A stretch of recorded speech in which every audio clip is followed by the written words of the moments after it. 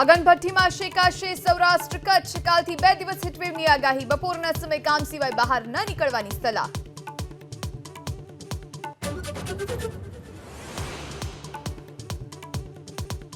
ચૂંટણીમાં સિંઘમ ફિલ્મની એન્ટ્રી. પરેશ ધાનાણીએ સોશિયલ મીડિયા પર સિંઘમ 3નો કર્યો ઉલ્લેખ. લખ્યું, સરદારના અસલી વારસો હવે ખુદ જ બનવું પડશે સિંઘમ.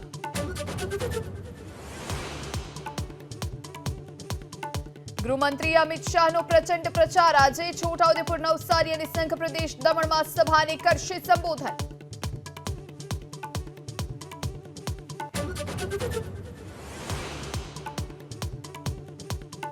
ત્રીજા તબક્કાના મતદાન પહેલા પીએમ મોદીનો પ્રચંડ પ્રચાર. આજે બિહાર અને ઝારખંડમાં પ્રધાનમંત્રી મોદી ગજવશે સભા.